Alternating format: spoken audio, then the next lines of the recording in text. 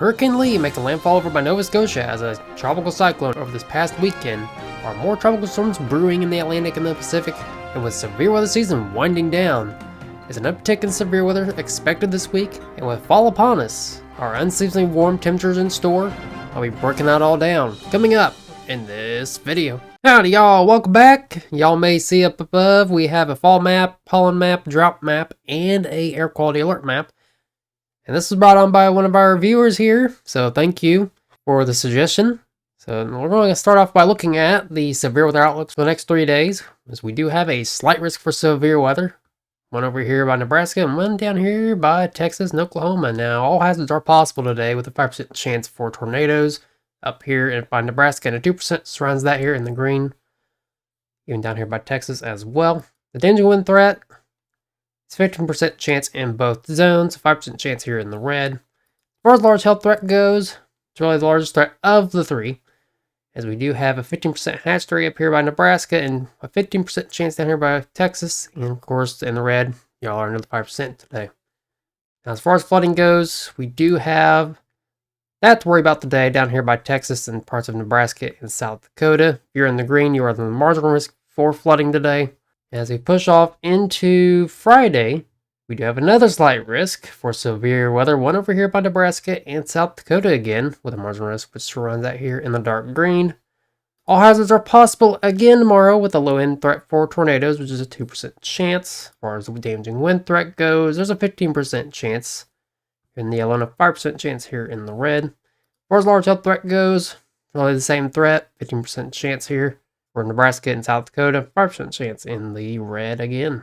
As far as flooding goes for tomorrow on Friday, we do have a couple areas of concern. One over here by Montana and the Dakotas, and one down here by the Carolinas into Virginia. Y'all under a slight risk for excessive rainfall. As we push off into Saturday, we have yet another day of severe weather, so it looks like a severe weather outbreak could be possible for the next 3 days, with a slight risk which includes states from the South Dakota on down into Oklahoma. Now, we do not know what the risks are just yet, but please stay tuned to my little Twitter page. We'll have a link in that description down below, so make sure you go check that out and follow my Twitter page. I'll have updates on there when we will know what the risks will be. And for the next 48 days, we don't have much going on. Let's go ahead and take a look at the time frames of when you could expect the worst from the severe weather. Now take a look at the timing of when you could expect the worst and severe weather. We're going to take a look at the HRRR model. Keep in mind, the date and time is up here if you want to keep track. This is an Eastern time as well. As I push this forward, we're going to be dealing with some light rain showers through the early afternoon hours before the severe is going to be getting started by right around 6, 7 o'clock. As you can see, we have some potential supercells that are going to be forming at this time in southern Nebraska. This could bring a pretty big hail core, as y'all are under a 15% hatched area for large hail and a 5% chance for tornadoes. Now, the tornado threat, I would expect that to last as we take a look at the significant tornadic parameters. I would expect that to last from right around 8 o'clock through right around 11 o'clock. That's when I would expect the greatest chance of seeing a tornado could be. And even down here by Texas as well, I would expect right around 10, 11 o'clock as well. We're dealing with almost a 2 out of 10 on the tornadic scale. And we'll be breaking down the sounding and photograph here in a little bit. So I would expect the worst of severe weather today in both zones to last from 7 o'clock through right around 11 o'clock to midnight. Going to turn mainly into a flooding threat, as y'all are under a slight risk for flooding. So make sure if you see a flooded roadway, don't drive through the flooded roadway. Turn around, do not drown. And if you live in a flood prone area, please be aware of that.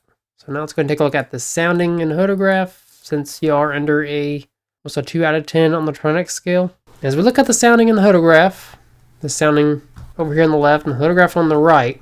Now I ain't going to bore you with details, but if you see a curvature on the photograph, this is basically what you don't want to see if you don't want to see a tornado. But if you do want to see a tornado, this is what you want to see, as this is the wind profiles.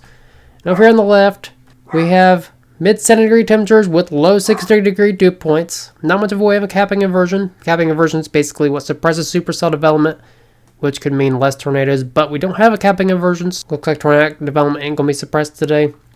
We have a lot of CAPE out there, 1600 joules per kilogram, and a little bit of a dry slot. And basically what a dry slot means is basically, let's say you see a nice sunny day out and you have a Lambo. You think, oh, I'm going to get my Lambo out today. What's the weatherman talking about severe weather? There's no going to be severe weather today. Take the Lambo out, all of a sudden, You see a big old funnel cloud in the distance in your Lambo. You see a bunch of hail as well on your left side. You think to yourself, man, I should have listened to William from William's Weather.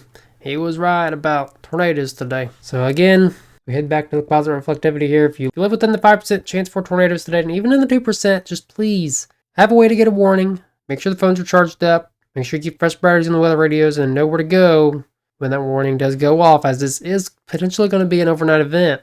So make sure you keep as many walls between you and the outside world as possible. Make sure you stay away from windows as well. As we push off into Friday, we have yet another slight risk for severe weather. One over here by Nebraska and South Dakota. And take a look at this. We're going to take a look at the NAM 3-kilometer model as we push this forward. Now I know this model looks kind of messy, but it looks like this is going to be a late evening into overnight event. As you can see, right around 8 o'clock, we'll be dealing with some heavy showers and thunderstorms right over the border of South Dakota and Nebraska. Now, all hazards are possible tomorrow. Low-end tornado threat, with the main threats being wind and hail. And the greatest chance of seeing a tornado tomorrow. Now, I ain't going to go over the sounding hodograph for this, because anything below a 5% chance for tornadoes, I'm not going to go into the sounding hodograph. I don't want to bore y'all with details and all that. It looks like right around 6 o'clock through right around 9-10 o'clock is when the greatest chance of seeing a tornado can be tomorrow. And as far as the wind threat goes, this model really don't show wind speeds or wind gusts, but if I had to guess, I would expect upwards of 10 to 20 mile an hour winds with occasional 30 mile an hour wind gusts on the safe side. So again, just be on high alert today and tomorrow for tornadoes, as it looks like today and tomorrow could expect the tornado threat to last through the late evening into overnight hours. As we push off into Saturday, lower resolution down to the NAM 12-kilometer now. Again, we do not know what the main hazards are going to be just yet. Make sure you follow my Twitter page. I will have updates as we get them. But currently, we do not know what the hazards will be just yet. But what we can take a look at is what the timing could possibly be. Now, this is a pretty big area for severe weather, so keep that in mind. So it looks like on Saturday, this looks like yet another late evening into overnight event. And mainly, it's going to be a big old flooding event. As you can see, I forgot to mention earlier that there's a big chance for flooding in this area. So again, if you live in a flood-prone area for the next 3 days in these areas, just please be aware of that. If you see a flooded roadway, again, don't drive through the flooded roadway, turn around, and do not drown. So now that we know the flooding threats and severe weather threats and the timing, let's go and take a look at what kind of hurricanes and tropical storms are going to be forming out there in the Atlantic and in the Pacific. As we look at the National Hurricane Center, we can see we have 3 disturbances out there. We have Nigel, which is going to turn into a tropical depression and become a fish storm by Friday. And we have a 70% chance out here in the main development region. And we have Tropical Cyclone 16, which is going to be looking to make landfall this weekend, which are going to bring a lot of life-threatening storm surge to parts of North Carolina and parts of Virginia. So just please be aware of that. And as we look out here in the Atlantic Basin, we can see we have that 70% chance out here. Y'all can pause the video anytime and read this if you want to. And it looks like we have what is now Tropical Cyclone 16, which is going to be looking to make landfall by the morning of the 23rd with winds of 60 mile an hour and max gusts of south 70. So again, please be aware if you are on the east coast part of the country that this is going to be making landfall this weekend. And to take a look at the 70% chance even further, we're going to take a look at the simulated infrared model in the Euro. As we can see, we have that Tropical Cyclone 16 is going to be making landfall this weekend. And it looks like that 70% chance is going to potentially turn into a tropical storm by the 25th. Now, as far as where it goes, it's going to be very uncertain to see where it could go at this point. But if we trust the Euro model, by the 28th, it looks like it's going to do a little recurve pattern and turn into a little bit of a fish storm by this time. Now, as we look out here in the Eastern Pacific, we have Kenneth out here. Going to become a little tropical depression by Friday evening. Turn a little bit into a fish storm by then. Then we have a 40% chance. And out here in the Central Pacific, we have a 30% chance over by Hawaii. So now I'm not expecting those to affect much of anybody. So let's go ahead and take a look at what we could expect as we head into the end of September, possibly into October. Now to take a look at what we could expect as we head towards the end of September and possibly into October, we'll take a look at the 500 millibar height anomaly map. This determines where our troughing and ridging patterns are going to be setting up, and it looks like a major trough is going to be setting in for much of the western part of the country. Major ridge is going to be setting in for much of the central part of the country. Now this is why we're expecting some pretty significant severe weather for the next few days. And it looks like there's even going to be a tropical cyclone that's going to be making landfall as well. So it looks like a lot's going to be happening for the next few days. But it looks like a relief is in sight as we head into the next week, as it looks like a major ridge is going to be setting in for much of the country. It's like a major trough is going to be setting in for the western part of the country. And this could result in even more severe weather next week. We're going to keep our eye on this. So make sure you are subscribed to this channel so you never miss an upload, because we could be encountering more severe weather as we head into the end of October. Yeah, it looks like as we head towards October, looks like another pattern shift is in stores. It looks like a trough setting in out west and a ridge is setting in out east. Now before we get into the temperature and precipitation outlooks, let's go and take a look at the temperature anomalies. This basically tells us our above and below average temperature trends. It looks like much of the central and eastern part of the country is coming into an above average temperature trend, while the east coast part of the country and the west coast part of the country is in a below average temperature trend. Now this is expected to change as we head into October. As you can see, it looks like much of the western part of the country is below average, while it looks like much of the rest of the country is in an above average trend, except for much of the Midwest over here, from Missouri on over into the Carolinas, where it looks like y'all are coming into a below average temperature pattern. As we look at the 6 to 10 day temperature outlook, it looks like most of the country is going to come into an above average temperature trend, while the western part of the country is going to come into a below average temperature trend. As we look at the next 8 to 14 days, looks just about the same. As before we get into the simulated radar, let's go and take a look at the precipitation outlook for the next 6 to 10 and 8 to 14 days. As we look at the next 6 to 10 days, it looks like much of the northwest and the southeastern part of the country here in the green, y'all are going to be coming into a above average precipitation pattern, while it looks like much of the central part of the country here in the brown, and even over here in the Midwest into the northeast, looks like y'all coming into a drying pattern. Next 8 to 14 days, looks like much of the central and western part of the country and the east coast part of the country is coming into an above average precipitation pattern, while it looks like much of the Midwest and northeast part of the country is going to remain dry. So I'm sure y'all are curious what the actual temperature is going to look like as we head into end of September into October. Now it looks like 100-degree temperatures are going to be making a comeback down by Texas this evening, and then it looks like as we head into the weekend, it looks like 100-degree temperatures are still remaining down by Texas and up by Kansas. And this is what's going to result in some severe weather for much of the central part of the country for the next few days.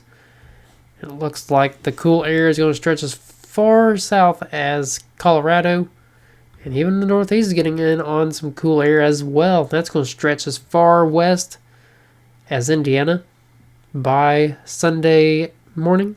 Looks like some cool crisp mornings are coming back as fall time is here. It looks like above average temperatures are going to be expected in the evening hours up until October, so just be aware of that, as it looks like the I don't know what to wear season is back, of wearing a jacket in the morning, taking it off in the afternoon. So now let's go ahead and take a look at the simulated radars. We do know that much of the northwest part of the country is coming into a soggy pattern, while the east coast is coming into a soggy pattern. Once we get past the severe weather threats for the next few days and we get past the tropical cyclone that's going to be impacting the east coast, looks like much of the country is going to remain dry, but that's going to change as we head into next weekend, as it looks like we're going to be encountering some more severe weather over here in the central part of the country, and we're going to be dealing with some more soggy conditions for the northwest part of the country. So just please be aware of this next weekend, and it looks like some snow is going to be possible over here by Colorado, as it looks like some frigid air is going to be setting in by the 30th. So wintertime is coming back, y'all. So it looks like an active weather pattern is setting up as we head towards the end of September with some severe weather for the next few days. So if you're under any of these slight risks for the next few days, please be weather aware, as there is a pretty significant tornado threat, 5% today and 2% tomorrow. So just please know where to go when a tornado warning is issued, as it looks like this is going to be a late evening into overnight event. So make sure you have alerts turned on your phones, keep those charged up, keep fresh batteries in the weather readers as well. Make sure you keep swimming balls between you and the outside world as possible. As far as hurricanes and tropical storms go, don't look like much is going to affect the homeland any, except for this tropical cyclone chance down by the east coast of the country. So just please be aware that there's going to be a little tropical storm that's going to be affecting the east coast part of the country this weekend. So make your plans accordingly.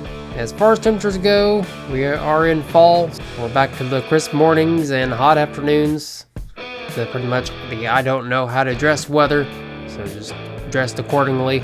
And it looks like next weekend we could encounter some more severe weather, as it looks like we're in this temperature swing. So if you like the video, please hit that thumbs up button. Don't forget to subscribe down below. Constructive feedback is always appreciated. I appreciate each and every one of y'all for tuning in. And until next time, never stop forecasting.